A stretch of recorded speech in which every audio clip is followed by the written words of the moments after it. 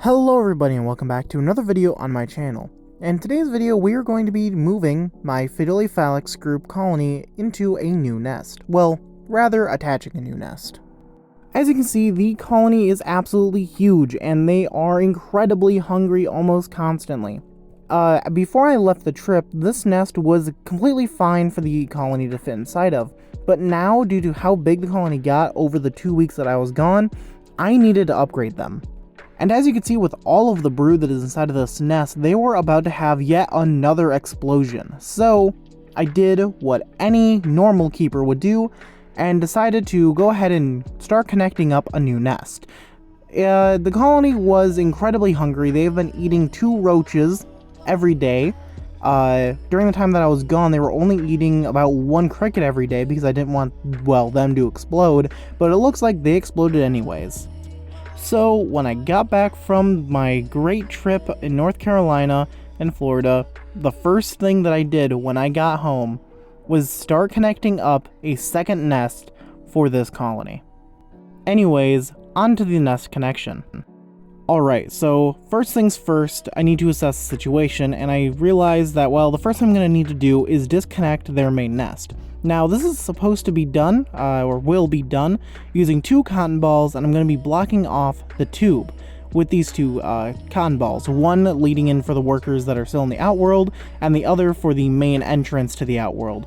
That way, that no workers from the outworld can get out, and no workers from the nests can go ahead and escape. You may be wondering why I'm disconnecting this nest just to reconnect it pretty much, and it's because this nest here does not have 2 ports.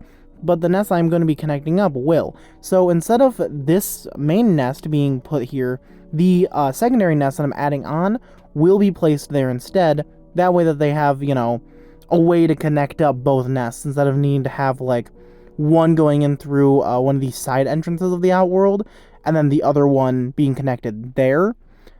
This way I don't have to, you know, kind of deal with that, and the workers don't have to pretty much deal with the satellite nest. They can just treat it all as one singular nest. The removing of the nest actually went incredibly smoothly, a lot more smoothly than what I was actually expecting it to. Practically 0 workers were actually able to escape when I did this, which is honestly a miracle. Generally, you're going to have at least a dozen get out before you're able to shut off the tubing, but only like maybe a handful, like maybe I'd say 2 or 3 were able to get out before I could close off both of the ends. Anyways, this is the nest that I'm going to be connecting up. It is an arthropod antics formosquarium, as I normally use. I've had this nest for a while, I just haven't had a use for it because it has 2 entrances. However, now will be the time when I will use it. So I'm planning on connecting up one of these ends to the outworld, and then using another end to connect that area up to that other nest. So yeah, this is going to be a pretty interesting move to say the least. After removing this here piece of tubing so I can connect that up to the nest that's going to be connecting to the outworld, I proceeded to, well, connect it up. Who could have guessed that one? However, I started to struggle because I forgot that arthropod antics, their nests use a really weird dimension, it seems, or at least the tubing is very odd. It's slightly too big for it to fit inside of like the half-inch tubing. Diameter, I can't speak today. So you really have to struggle to get it in. As you can see, I am really pushing to get this stuff in. But after a bit of struggle, I was able to end up getting it in and connecting it up to this other side of the nest. From here, the tubing was actually very easy to plug in because I used my own tubing in order to plug in this here outworld to the nest. So it really didn't take much struggle at all to get it to fit in perfectly, nice and snugly. As you can see, it slides in, honestly, exactly perfectly. It was amazing. After just struggling with the tubing, I went ahead and started to struggle with the tubing again. It's something about this tubing that Arthropod Antics uses on his nests that just does not fit mine, and it's very frustrating when I'm trying to connect up the nests. It's the one major criticism I have with Arthropod Antics as far as their nests go. I love the nests otherwise, but it's just something weird and personal with my stuff. Yeah, I don't know why it's so difficult for me. Like, the struggle is so real when it comes to trying to get this to work. it's just such a tight fit. It really shouldn't be as tight as it is. So after taking it off camera again, I finally was able to connect up the nests properly, finally. It took such a long time in order to get this done. It honestly really made me upset. It shouldn't have taken as long as it did, honestly. It was such a struggle, and I ended up needing to swap around some stuff in order to get this to work. However, at the end of the day, I was finally able to connect everything up correctly and officially moved the ants, or rather connected up a new nest for the ants to live in. The entire time that I was doing this, the ants were freaking out because they had just lost access to their outworld and they were getting moved around a bunch, and honestly, it was really messy. However, at the end of the day, the colony was officially all connected up to expand into their brand new nest, and the entire time they were still having an amazing feast.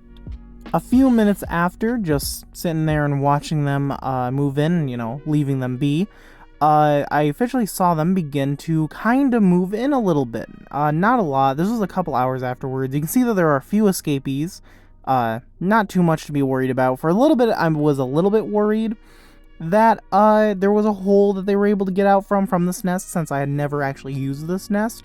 However, it was just the escapees from the tube when I had to connect it up. So there was no fear to be had. I kept on checking up on the nest to see exactly how they were doing, as to, what they were doing, how they were doing, how they were moving in, and it seemed like they were officially moving in some brood into the nest. A couple days later, I decided to check up on the nest again when I went to water them, and you could see that they had actually started to move most of their brood into the secondary nest that is closer to the outworld. In their old nest, it looked like that they just kept some larvae and mostly used it as a place for workers to go ahead and hang out. However, as time went on, as you can see, they started to put more and more workers and a little bit more brood in there.